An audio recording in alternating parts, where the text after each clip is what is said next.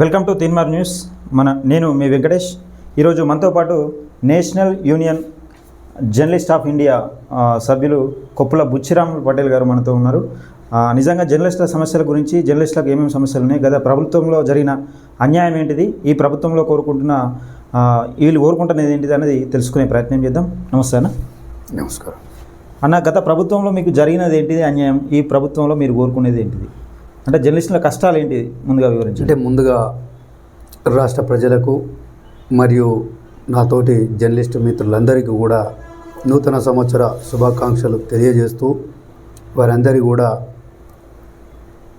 సుఖ సంతోషాలతో ఉండాలని కోరుకుంటూ, ముందుగా రాష్ట్రంలో ఉన్న జర్నలిస్టులందరికీ కూడా అనేక సమస్యలు, అకాడేషన్కు సంబంధించినటువంటి అయితేనేమి, ఇళ్ల స్థలాలకు అయితేనేమి, అదేవిధంగా వారి కుటుంబాలకు, వారి పిల్లల చదువుల విద్య, వైద్యపరంగా కూడా అనేక సమస్యలు అనాదిగా, అంటే గత ప్రభుత్వాల నుండి ఎన్నో రోజులుగా వాస్తవానికి ఎలాంటి జీతభత్యాలు లేకుండా నిస్వార్థ సేవ చేయడం సమాజానికి అంటే ఒక జర్నలిస్టు.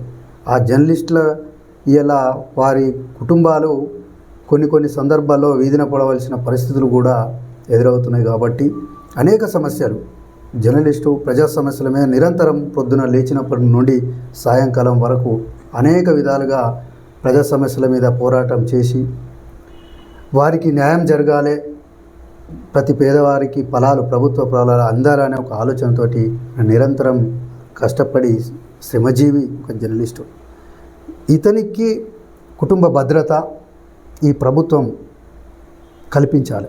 అంటే ఈ ప్రభుత్వం కాదు, దేశంలో ఉన్న ప్రభుత్వాలన్నీ కూడా ఒక జర్నలిస్టుకు, అంటే జర్నలిస్టు కుటుంబాలకు కానీ జర్నలిస్టుకు భద్రత కల్పించినట్లయితే వాళ్ళు నిరభ్యంతరంగా, అంటే వాళ్ళు ఒక స్వేచ్ఛగా ఒక సమస్యను, అన్యాయాన్ని ఎదుర్కొని ప్రజలకు తెలియజేసే విధంగా ఉంటుంది. కాబట్టి వారికి అనేక విధాలుగా, ఇప్పుడు మనం ఒక సంఘటన జరిగినాం, కొన్ని అక్కలకు కూడా దాడులు జరిగినాయి. మనం అక్కడ పత్రికల్లో చాలా వరకు కూడా మన మిత్రులకు అక్కడ సంఘటన జరుగుతుందంటే తొందరనే ఇన్ఫర్మేషన్ చేసి వాళ్ళు ఆ న్యూస్ కవరేజ్లకు పోయినప్పుడు కూడా వాళ్ళు ఏం చేస్తున్నారంటే, మరి న్యూస్ కవరేజ్ ఎందుకు చేస్తున్నాం అక్కడ ఉన్నటువంటి కొంతమంది నాయకుల వాళ్ళ మిత్రులు కానీ కొన్ని అడ్డుకునే ప్రయత్నం చేసి, అడ్డుకునడం కాకుండా వాళ్ళపై దాడులు చేయడం. అంటే గత ప్రభుత్వంలో కూడా జర్నలిస్టుల పైన కేసులు పెట్టిన దాఖలాలు ఉన్నాయి. దాన్ని మీరు ఏ విధంగా చూస్తారు? గత ప్రభుత్వాలు అంటే, ఆ ప్రభుత్వం అనేది ఎప్పుడైతే ఈ పేదవాడికి అన్యాయం జరిగినప్పుడు ఆ అన్యాయాన్ని మనం మళ్ళీ ఏడికి తీసుకుపోతే ఒక అధికారి దృష్టికి తీసుకుపోవాలన్నా మనం తీసుకుపోయే క్రమంలో కొంచెం, ఎందుకంటే ఇబ్బంది పెట్టిన మాట వాస్తవమే. అక్కడ తన అనుచరులు కానీ మిగతా కొన్ని వాళ్ళు దాడులు చేయడం, వాళ్ళను బెదిరింపులకు గురి చేసి మానసిక గురి చేయడం, ఇలాంటి కొన్ని సంఘటనలు ఈ ప్రభుత్వం, గత ప్రభుత్వం కాదు, మిగతా ప్రభుత్వాలు కూడా కొన్ని సందర్భాలు అక్కడక్కడ దేశంలో అనేక చోట్ల జరిగినాయి. కానీ అలాంటి జరగకుండా నిజంగా భారతదేశంలో ఉన్న ప్రజలందరికీ కూడా, ఒక పేద ప్రజలకి కాకుండా ప్రజలందరికీ కూడా స్వేచ్ఛగా ఒక హక్కు, ప్రభుత్వం అనేది ఇప్పుడు జర్నలిస్ట్ అనేది కాకుండా ప్రతి పౌరునికి కూడా, ఎప్పుడైతే భావ ప్రకటన స్వేచ్ఛ తెలియజేసే ప్రతి పౌరుడు కూడా ఒక జర్నలిస్టే. అలాంటి భావ ప్రకటన తెలియజేసే హక్కు, స్వేచ్ఛ కల్పించినప్పుడు, ఎప్పుడు ఈ ప్రభుత్వాలు కల్పించినప్పుడే తన సమస్యని కానీ తన అన్యాయాన్ని కానీ ఇతరులకు తెలియజేసే అధికారుల దృష్టికి తీసుకుపోయినప్పుడు వాళ్ళు పరిష్కరించే మార్గం ఉంటుంది. కానీ అలాంటి చేయకుండా వీళ్ళ ఎవరైతే మన గొంతెత్తి మాట్లాడే మన మిత్రులందరికీ కూడా జర్నలిస్టులకు వాళ్ళను అనగదొక్కే ప్రయత్నం, ఈ ప్రయత్నాలు అనేవి కొన్ని సందర్భాలు జరిగిన మాట వాస్తవమే. కానీ ఇప్పుడు కూడా అలాంటివి జరగకుండా ప్రతి జర్నలిస్టు ఆయన సొంతంగా ఏదైనా తన భద్రత దానికి, వాళ్ళ కుటుంబ భద్రత, ఎప్పుడైతే అతని భద్రత ఉంటుందో ఆయన స్వచ్ఛందంగా జర్నలిస్టులు నిజాలను బయటకు తీసే అవకాశం. అంటే ఈ బీఆర్ఎస్ పార్టీ పరిపాలనలో 9.5 సంవత్సరాలు ఏళ్ళుగా ఈ జర్నలిస్టులకు ఫ్రీడమ్ ఉందా, ఫ్రీడమ్ లేదా, ఏ విధంగా ఉంది జర్నలిస్టుల ఫ్రీడమ్?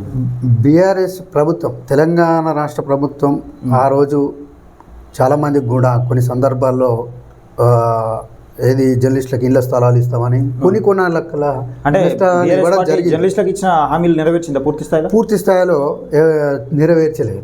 పూర్తి స్థాయిలో ఎప్పుడైతే వాళ్ళకు కొంతమందికి ఏదైతే కొన్ని పెద్ద పత్రికలలో, అంటే నేను ఇక్కడ ఏ జర్నలిస్టును కూడా తప్పుపట్టడం లేదు, అందరూ కూడా చిన్న పెద్ద అన్ని పత్రికల వాళ్ళు కూడా ఒక జర్నలిస్ట్ అందరు సమానత్వమే. కానీ కొన్ని పత్రికల వాళ్ళకు, కొన్ని పెద్ద యాజమాన్య వాళ్ళకు వాళ్ళ పరిధిలో వాళ్ళు కొద్దిగా లబ్ధి పొంది వాళ్ళ మట్టుగా చేసారు తప్ప పూర్తి స్థాయిలో ఈ రాష్ట్రంలో జర్నలిస్టులకు న్యాయం జరగలేదు. అది మాట వాస్తవం. ఎందుకనంటే అక్కడ ఉన్న కొంతమందికి అకడేషన్స్ ప్రాబ్లమ్స్ పెట్టడం, ఈ అకడేషనే ప్రామాణికంగా అని చెప్పడం, ఈ అకడేషన్ నిజంగా ఈ అక్రెడిటేషన్ కార్డు లేకపోతే నిజంగా జర్నలిస్ట్ కాదా? ఎట్లా అక్రెడిటేషన్ గురించి మీరు ఏం చెప్పదలుచు? అక్రెడిటేషన్ అనేది ఒక ప్రభుత్వం సంబంధిత వాళ్ళు పెట్టిన ఒక అది తప్ప డిపార్వో ఒక పరిమితి వాళ్ళ తప్ప. కానీ ఏది కూడా ఇప్పుడు యాజమాన్యం ఉన్నది, యాజమాన్యం హక్కు కల్పించాలి. యాజమాన్యము ఈయన నా జర్నలిస్టు, మా మండలంలో ఒక రిపోర్టర్, ఆ రిపోర్టర్కు సర్వ హక్కులు ఎవరు ఇస్తారు? ఒక పత్రిక యాజమాన్యం ఇస్తాడు. అంటే యాజమాన్యం ఇస్తాడు కదా. నేను అనేది ఏంటంటే ఇప్పుడు ఒక జర్నలిస్టుకు ఇప్పుడు ఆ సంస్థ ఇచ్చిన ఐడి కార్డు కాకుండా ప్రభుత్వ అక్రెడిటేషన్ లేకుంటే జర్నలిస్ట్ కాడా అంటున్నాను. అది తప్పు. ఎట్లా అంటే ఇప్పుడు ఏ ప్రభుత్వం ఇచ్చిన వాళ్ళు, ఎందుకంటే ప్రభుత్వ ఫలాలు పొందడం కోసం వాళ్ళు గుర్తించిందే తప్ప ఆయన జర్నలిస్టు కాదనడంలో ఇది కరెక్ట్ కాదు. ఎందుకంటే ఆ జర్నలిస్టుకు ఆ ప్రాంతంలో, అక్కడ ఆ మండలంలో కానీ, ఆ జిల్లా హెడ్ క్వార్టర్లో కానీ, ఏది ఆర్సీ పరిధిలో కానీ, ఆ టౌన్ పరిధిలో కానీ వారికి ఎవరికి హక్కు ఉంటుంది? అక్కడ ఉన్న ఆ ఎడిటర్, ఆ పత్రిక యాజమాన్యానికి ఉంటుంది. ఆ యాజమాన్యం హక్కుదారు కార్డు ఉంటే ఐడి కార్డే అదే ప్రామాణికం. కానీ కొన్ని సందర్భంలో కానీ ఈ పోలీస్ డిపార్ట్మెంట్ కానీ మిగతా కొంత అధికారులు కానీ ఈ అక్రెడిటేషన్ అనేది ప్రామాణికంగా చూపిస్తూ నీకు ఉందా, కార్డు ఉందా అని కూడా కొన్ని సందర్భాలు అడుగుతున్నాను. అంటే చాలా సార్లు నేను కూడా కరెక్ట్ కాదు. కొన్ని మీటింగ్లకు వెళ్ళినా కూడా జర్నలిస్టులకు నిజంగా అక్రెడిటేషన్ కార్డు లేకపోతే జర్నలిస్ట్గా గుర్తించలేదు. అది తప్పు. అది ఏదైతే మనం ఇండియన్ నుంచి వాళ్ళు మన భారతదేశంలో ఉన్న ఇది మన యొక్క 4th ఎస్టేట్, ఇది ప్రజాస్వామ్యాన్ని కాపాడడం భాగంగా ఒక 4వ స్తంభం లాంటిది. దానికి సర్వ హక్కులతోటి దానికి ఆ పత్రిక యాజమాన్యం రిజిస్టర్ తోటి దాన్ని ప్రభుత్వం గుర్తింది. దానికి హక్కులు లేకపోతే ఆ ప్రభుత్వం గుర్తించరు కదా. ఇప్పుడు ఆ గుర్తించేది ఎవరు, రిజిస్ట్రేషన్ చేసేది ఎవరు? ప్రభుత్వాలే. ఆ ప్రభుత్వాన్ని గుర్తించినప్పుడు, ప్రభుత్వానికి ఎదురుగా ప్రశ్నించినప్పుడు, ప్రభుత్వం పైన అవినీతి, ఇప్పుడు ప్రభుత్వంలో ఉన్న నాయకుల అవినీతి పైన ప్రశ్నించినప్పుడు అక్రెడిటేషన్ రాదు కదా. అక్రెడిటేషన్కు సంబంధము లేదు. అక్రెడిటేషన్ అనేది ప్రామాణికమే కాదు. ఏదైతే యాజమాన్యాలు ఇచ్చేదే ప్రామాణికం. ఆయన జర్నలిస్టా కాదా అనేది యాజమాన్యం గుర్తిస్తుంది, ఒక అధికారి గుర్తించేది కాదు. నేను కదా అంటున్నా, ఇప్పుడు ప్రభుత్వానికి వ్యతిరేకంగా ప్రశ్నించినప్పుడు అక్రెడిటేషన్ అనేది ఇవ్వడం సాధ్యం కాదు. అట్లా తెలంగాణ ప్రభుత్వం చాలా మీడియా ఛానల్లో కూడా వాళ్ళు కొన్ని ఇప్పుడు ఎందుకనంటే కొన్ని సంవత్సరాలుగా ఒక సంస్థ కానీ ఒక వ్యవస్థ కానీ కొన్ని సంవత్సరాలుగా పనిచేస్తున్నప్పుడు ప్రజలుగా వారధిగా ఉండి ప్రజా సమస్యల మీద పోరాటం చేసినప్పటికీ కూడా వాళ్ళకి ఏంటంటే ఒక వ్యవస్థను కొన్ని సంవత్సరాలకు ఉంటుంది. ఇప్పుడు మనము ఎట్లాగైతే 1వ తరగతి నుంచి ఒక 10th క్లాస్ వచ్చేసరికి మనకి ఎగ్జామ్ ఎలా ఉంటుందో అలా ఒక సీనియారిటీని బట్టి ప్రభుత్వం గుర్తించి మనకు ఖచ్చితంగా మనకు అది చేస్తాయి. ఈ అక్రెడిటేషన్ అనేది ఎందుకనంటే మనకు ఈ బస్ పాస్ అప్పుడు అయితే కొన్ని రోజులలో రవాణా పరంగా కూడా ఇబ్బంది ఉండే హాస్పిటల్కి ఎట్లా కొన్ని రాయితీలకు. అంటే ఈ అక్రెడిటేషన్ కార్డు ఉంటే నిజంగా ఒక జర్నలిస్ట్కు రావాల్సిన రాయితీలు అందుతున్నాయి ఇప్పుడు గత ప్రభుత్వ హయాంలో. కొంతమందికి లబ్ధి పొందిరు, కొంతమందికి ఇప్పుడు అక్రెడిటేషన్ ఉన్న పేపర్లో కూడా చూసిన. అంటే జర్నలిస్టులకు నిజంగా ఉచిత బస్సు ప్రయాణం కల్పించాలంటే అంతమంది కల్పించలేదు అక్రెడిటేషన్ ఉన్న జర్నలిస్టులకు అందరికీ. అప్పటికి కూడా ఉచిత బస్సు ప్రయాణం ఇప్పుడు కాదు, ఎప్పటి నుంచో ఉన్నది. మరి ఇప్పుడు కొత్త సందర్భంలో ఉంది ఎందుకంటే వీళ్ళు దాన్ని ఎక్స్టెన్షన్ చేశారు అనమాట. దీన్ని రెన్యువల్ చేసే క్రమంలో ప్రభుత్వం ఏం చేసిందంటే కొన్ని రోజులు ఎక్స్టెన్షన్ చేసింది. ఎక్స్టెన్షన్ చేయడం వల్ల అది ఈ ప్రభుత్వం మొన్న చెప్పింది రీసెంట్లీ ఎక్స్టెన్షన్ చేశారు.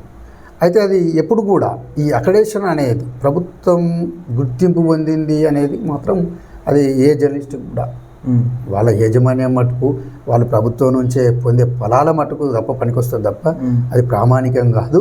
ప్రతి జర్నలిస్టు సామాజిక స్పృహ ఉన్న ప్రతి వ్యక్తి కూడా జర్నలిస్టుగా ఇలా ప్రజల సోషల్ మీడియా వేదికగా అనేక సమస్యలను ఇప్పుడు అంతకుముందు కొన్ని ఇవాళ ఇచ్చిన సమాచారం రేపు అట్లా ఒక రోజు తర్వాత తెలుస్తుంటాయి. ఇప్పుడు అట్లా కాదు, ఈ క్షణంలో ఇలా మనం వెంకటేష్ గారు ఇలా మన స్టూడియోలో ఉన్నాం, with in minute of the మనలో ఇప్పుడు వరల్డ్ వైజ్గా వెళ్ళిపోయే పరిస్థితిలో ఇలా అన్నీ ఉన్నాయి. ఇప్పుడు సోషల్ మీడియా, ట్విట్టర్ ఇలాంటి ఎన్నో కార్యక్రమాలు ఉన్నాయి. ఇప్పుడు ఇలా ఇది ప్రామాణికంగా ఉంటుంది కాబట్టి ఈ రోజుల్లో ఎవరు కూడా అది తప్పుపట్టవలసిన అవసరం లేదు. నువ్వు జర్నలిస్ట్ కాదనని. ఇది ఖచ్చితంగా ఈ ప్రభుత్వం ఇప్పుడు ఇంతకుముందు చేసిన ప్రభుత్వం అలా కాకుండా ఆ ప్రభుత్వం కూడా చాలామందికి కూడా మొదలు చేసింది కావచ్చు, కానీ ఇక నుంచి కూడా ఇప్పుడు నూతనంగా ఏర్పడ్డటువంటి రేవంత్ రెడ్డి గారికి కూడా మేము ముఖ్యమంత్రి గారికి విన్నవించేది ఏంటంటే ఇక్కడ మన తెలంగాణ రాష్ట్రంలో ఉన్న జర్నలిస్టులకు అంటే ఇప్పుడు మనము జర్నలిస్టులకు కూడా వాళ్ళకి ఇళ్ల స్థలాలు ఇవ్వాలి, వాళ్ళకు పూర్తి స్థాయిలో ఆరోగ్య భద్రత, వాళ్ళ పిల్లలు చదువుకుంటే విద్యలో సగం వరకు రాయితీ వాళ్ళ పిల్లలకు కల్పించాలి. అదేవిధంగా ఇప్పుడు రవాణా ఛార్జీలు అటువంటి వాళ్ళకు కూడా ప్రతిదీ ఏది కూడా చిన్న పెద్ద పత్రికలకు తారతమ్యం లేకుండా ప్రతి జర్నలిస్టుకు తన హక్కులను సమానంగా పంచే విధంగా ఈ ప్రభుత్వం పనిచేస్తుందని నేను ఆశించు రేవంత్ రెడ్డి గారిని ఈ సందర్భంగా ముఖ్యమంత్రి గారిని నేను కోరుకుంటా ఉన్నా. సోషల్ మీడియా అంటే గుర్తొచ్చింది. సోషల్ మీడియా నిన్న కాక మొన్న అంటే కేటీఆర్ యూట్యూబ్ ఛానళ్ళు అంటే 32 వైద్య కళాశాలకు బదులు 32 యూట్యూబ్ ఛానల్ పెట్టిన మా ప్రభుత్వం నిలిచేది నిజంగా సోషల్ మీడియా కాబట్టి యూట్యూబ్ ఛానల్ కాబట్టి మా ప్రభుత్వం పైన తీవ్ర వ్యతిరేకత అనేది పెంచినాయని చెప్పిండు. మరి అయితే దాన్ని మీరు ఏ విధంగా చూస్తారు? నిజంగా ఇప్పుడు శాటిలైట్ ఛానళ్ళ కన్నా యూట్యూబ్ ఛానళ్ళే ఎక్కువ యాక్టివ్గా పనిచేస్తున్నాయని కేటీఆర్ ఒప్పుకున్నట్టు చూస్తాను. ఆయన చెప్పగానే ఒప్పుకున్నాడు. అంటే కొన్ని యూట్యూబ్ ఛానల్ చేయబట్టే మా ప్రభుత్వం కూలిపోయింది, నిజాన్ని నిర్భయంగా చెప్పిన ఆయన ఒప్పుకోలేక దుష్ప్రచారం చేసిరని చెప్తా ఉన్నాడు. దానిపైన మీ అభిప్రాయం? ఇప్పుడు కూడా ఏ పత్రికా రిపోర్టర్ కానీ ఒక జర్నలిస్ట్గా వ్యక్తిగతంగా ఎలాంటి కోపతాపాలు ఉండయి ఏ ప్రభుత్వం మీద. ఏ ప్రభుత్వం వచ్చినా కూడా ప్రతి జర్నలిస్టు ప్రజల పక్షాన పోరాడతాడు. ప్రభుత్వ పరంగా ప్రభుత్వానికి అనుకూలంగా ఉండి ప్రభుత్వానికి జోకుడు కార్యక్రమాలు అనేటివి ఉండే. జర్నలిస్ట్ అనే వ్యక్తి ప్రజా సమస్యల మీద ప్రజలకు వారధిగా ఉంటాడు. పేద ప్రజలకు ప్రభుత్వం కల్పించే ఏవైతే ఈ హక్కులు కానీ ఫలాలు కానీ పేద ప్రజలకు చేరాలి. ఆ చేరే విధంగా వారి మధ్య వారధిగా ఉండి ఎక్కడైతే అన్యాయం జరుగుతుందో ఆ అన్యాయాన్ని అధికారులకు ప్రభుత్వానికి తెలిసే విధంగా ప్రయత్నం చేస్తాడు. కానీ ఏ ప్రభుత్వం మీద జర్నలిస్టులకు మాత్రం ఎప్పుడు కూడా కోపం ఉండదు. కేటీఆర్ మాటల ప్రకారం బీఆర్ఎస్ ప్రభుత్వం తప్పు చేసిందా? నిజంగా ఇక్కడ ఉన్న యూట్యూబ్ ఛానళ్ళ జర్నలిస్టులు తప్పు చేశారు? జర్నలిస్టులు అనేది ఎప్పుడు కూడా తప్పు చేయరు. ఎందుకైతే ఎప్పుడు అంటే ఇప్పుడు మన ప్రభుత్వం అతను ఏదో వాళ్ళు కొన్ని స్థానాలు కోల్పోయి ప్రభుత్వం కోల్పోయిందని ఒక బాధలో అనవచ్చు. కానీ ఇప్పుడు ఎందుకంటే ఇప్పుడు కేటీఆర్ గారి మీద కానీ అంతకుముందు ఉన్న మాజీ ముఖ్యమంత్రి వారు చంద్రశేఖరరావు గారి మీద కానీ వాళ్ళందరి మీద కానీ ఎవరి మీద కూడా జర్నలిస్టులకు కోపాలు ఉండేవి. కోపాలు అనేటివి ఉండేవి. అందరినీ రాజకీయ పరంగా ఓటమి గెలుపు అనేది సహజం. అందులో కొన్ని ముందుగా వాళ్ళకి అవకాశం వచ్చింది, తర్వాత మిగతా పార్టీలకు అవకాశం వచ్చింది, అది అంతే. కానీ జర్నలిస్టులు ఎప్పుడు కూడా జర్నలిస్టుగా నిరంతరం శ్రమజీవులు వాళ్ళ శ్రమజీవులు వాళ్ళు చేయబట్టే కూలిపోవడం అనేది అది కరెక్ట్ కాదు. అంటే గత ప్రభుత్వ హయాంలో బీఆర్ఎస్ పరిపాలన ఎండగడుతున్న నేపథ్యంలో కొందరు జర్నలిస్టుల పైన తొలి వెలుగు రగ్ కానీ అటు తీన్మార్ మల్లన్న కానీ క్యూనిస్ మీనా కానీ ఇంకోటి కాలేజీ వాళ్ళైనా కానీ మైపల్ యాదవ్ అయినా కానీ నిజంగా అక్రమంగా కేసులు పెట్టి కొన్ని రోజులు జైల్లో నిర్బంధం చేశారు. దాన్ని మీరు ఏ విధంగా చూస్తారు? నిజంగా జర్నలిస్టుల పైన కేసులు పెట్టచ్చు అట్లా అక్రమంగా? అయితే దీన్ని ఎందుకంటే మనం పూర్తి స్థాయిలో ఏ విధంగానైతే ఎప్పుడైతే నిజంగా ప్రజల కోసం ప్రజా సమస్యల మీద పోరాటం చేసి ప్రజల కోసమే కొట్లాడే ఏ వ్యక్తులకైనా వ్యక్తి కానీ మనకు జర్నలిస్టులు కానీ వాళ్ళు ప్రజల పక్షాన ఉండే వాళ్ళ మీద కేసులు పెట్టడం అన్యాయంగా పెట్టడం అనేది అది అన్యాయం. ఒక సామాన్యుని మీద పెట్టిన కేసు ఒక జర్నలిస్ట్ మీద పెట్టచ్చు అట్లా కేసు? జర్నలిస్టుల మీద కేసు అనేది ఇప్పుడు నిరంతరం శ్రమజీవి ప్రజల కోసం శ్రమించే వ్యక్తి ఏకైక వ్యక్తి అంటే జర్నలిస్ట్. ఈ జర్నలిస్టుల మీద అన్యాయంగా పెట్టడం అనేది మరి అన్యాయం. అది కేసు అనేది అన్యాయం. ఇప్పుడు ఎలాంటి లేకుండా ప్రజల కోసం స్వచ్ఛందంగా ఆయన తన ఫ్యామిలీని వ్యక్తిగత లాభాపేక్షలు అవన్నీ వదిలిపెట్టుకొని కేవలం ప్రజా సమస్యలే తన సమస్యలుగా భావించి తన పేద ప్రజల కోసం వాళ్ళు అన్ని హక్కులు పొందాలనే ఒక భావనతో ముందుకొచ్చిన వ్యక్తులను అన్యాయంగా నిజమైన వాస్తవానికి అన్యాయం చేస్తే అన్యాయంగా వాళ్ళను ఏది వాళ్ళు అన్యాయం చేస్తే వాళ్ళకి కేసు పెట్టడం సరి అయిందే, కానీ నిజంగా వాళ్ళు ప్రజల పక్షాన కొట్లాడే వాళ్ళను అన్యాయంగా జైల్లో పెట్టడం అనేది కరెక్ట్ కాదు. జర్నలిస్ట్ కానీ ఎప్పుడు కూడా జర్నలిస్టు చాలా వరకు ఎవరు కూడా తన సొంతానికి లాభానికి ఎవరు లబ్ధి చేకూరాలనో లేకపోతే తన కుటుంబమే బాగుండాలనే కోరుకోరు. ఈ ముందుగా ఏంటంటే జర్నలిస్ట్ అనే వ్యక్తి సమాజం బాగుండాలి, ఆ సమాజంలో మేముండాలి అనే కోరుకునే మొట్టమొదటి వ్యక్తి జర్నలిస్టు. అంటే కేటీఆర్ చెప్పిన ప్రకారం శాటిలైట్ ఛానళ్ళ కన్నా యూట్యూబ్ ఛానళ్ళే యాక్టివ్గా పనిచేస్తున్నాయని అన్నారు. మరి దానిపైన మీ అభిప్రాయం? అంటే ఇది మాత్రము వాస్తవానికి ఇది 100% అది వాస్తవమే. ఎందుకను ఇవాళ ప్రతి పౌరుని దగ్గర టెక్నాలజీ ఒక ఫోన్, స్మార్ట్ ఫోన్ వాడుతున్నారు, ప్రతిదీ అప్డేట్ అవుతుంది. ఇలా social media, WhatsApp, Twitter, Instagram, ప్రతి దాంట్లో ఒక్క మనము 1-2 మినిట్స్లో అక్కడ జరగగానే ఇక్కడ వచ్చేస్తుంది. ఇప్పుడు మనం ఇక్కడ వెళ్ళిపోతుంది. ఇవల్ల అంటే చాలా సాటిలైట్స్ ఛానల్స్ కూడా పనిచేస్తున్నాయి, కానీ మరి ఇంత ఫాస్ట్ మరీ యాక్టివ్గా పనిచేసేది మనకు ఈ సోషల్ మీడియా పనిచేస్తుంది. కాబట్టి దీనిలో మనం చెప్పుకోవచ్చు, అది 100% వాస్తవం. అంటే గత ప్రభుత్వంలో మీకు జరిగిన అన్యాయం ఏంటిది? నిజంగా ఈ ప్రభుత్వంలో మీరు ఏం కోరుకుంటున్నారు? ఈ ముఖ్యమంత్రి గారు మీరు ఏం డిమాండ్ చేయాలనుకుంటున్నారు? వాస్తవానికి గత ప్రభుత్వంలో కొద్దిమంది జర్నలిస్టులకు మాత్రమే లబ్ధి చేకూరినమాట వాస్తవమే. కొన్ని వాళ్ళ ఆధిపత్యం, వాళ్ళకు కొద్ది ఎమ్మెల్యేల వాళ్ళకు దగ్గర ఉన్న వాళ్ళకు, ప్రభుత్వంలో నాయకుల దగ్గర ఉన్న వాళ్ళకు కొద్ది లబ్ధి చేకూరినమాట వాస్తవమే. అలా కాకుండా ఇప్పుడు ఆ ప్రభుత్వం చేసిన పొరపాట్లు కానీ అవన్నీ ఈ ప్రభుత్వం చేయకుండా ప్రతి జర్నలిస్టుకు, ఇలా రాష్ట్రంలో ఉన్న ప్రతి జర్నలిస్టుకు చిన్న పత్రిక, పెద్ద పత్రిక అనేది ఒక తారతమ్యం లేకుండా ప్రతి జర్నలిస్టులందరికీ కూడా వీళ్ళకు ప్రభుత్వం నుంచి వచ్చే ఫలాలు ప్రతి జర్నలిస్టులకు అందే విధంగా ఈ ప్రభుత్వం సహాయం చేయాలి. ఈ ప్రభుత్వాన్ని మేము విన్నవించుకుని అప్పీల్ చేసేది ఏంటంటే నూతన ముఖ్యమంత్రి రేవంత్ రెడ్డి గారికి, ఎందుకనంటే వీళ్ళందరినీ కూడా గుర్తించి ముఖ్యమంత్రి గారు త్వరలోనే ప్రణాళిక కూడా సిద్ధం చేయగలుగుతున్నాం.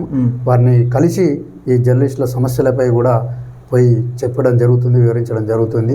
వాళ్ళు సానుకూలంగా స్పందించి మా కోరికలు నెరవేరుస్తారని కూడా మేము ఈ సందర్భంగా ఆశిస్తున్నాం. అదేవిధంగా ప్రతి జర్నలిస్టు మిత్రులు కూడా నేను కోరుకునేది ఏంటంటే రాష్ట్రంలో ఉన్న మన మిత్రులు అలాగే దేశంలో ఉన్న వాళ్ళ కూడా నిజాయితీగా మనం పోరాటం చేసినట్టయితే, మనం ఆ సమస్యలను వెలికి తీసినట్టయితే ఏ ప్రభుత్వం కూడా మనకు అండగా ఉంటుంది. వాళ్ళు అండగా ఉండకుండా కూడా మన ప్రజలు మాత్రం మన వైపు ఉంటారు. కాబట్టి ప్రతి జర్నలిస్ట్ ఈ విషయాన్ని గుర్తెరిగి మన హక్కుల గురించి ఖచ్చితంగా మనం పోరాటం చేస్తాం. మీ అందరికీ పక్షాన నేను ముందుండి కొట్లాడతానని ఈ సందర్భంగా నేను మీకు తెలియజేస్తూ ఈ యొక్క యాజమాన్యానికి, తీర్మార్ న్యూస్ యాజమాన్యానికి కూడా నేను కృతజ్ఞతలు తెలియజేస్తున్నా. జై తెలంగాణ, జర్నలిస్టుల ఐక్యత వర్ధిల్లాలి. ఇది తెలంగాణలో జర్నలిస్టులకు ఉన్న కష్టాలు గత ప్రభుత్వంలో నిజంగా ఏం జరిగింది, ఇక ఈ ప్రభుత్వంలో ఏం కోరుకుంటారన్నది మనకు కొప్పుల బుచ్చిరాములు అన్న రూపకంలో మనకు అందించిండు. థ్యాంక్ యూ అన్న, మీ అమూల్యమైన సమయాన్ని మాకు కేటాయించినందుకు ధన్యవాదాలు.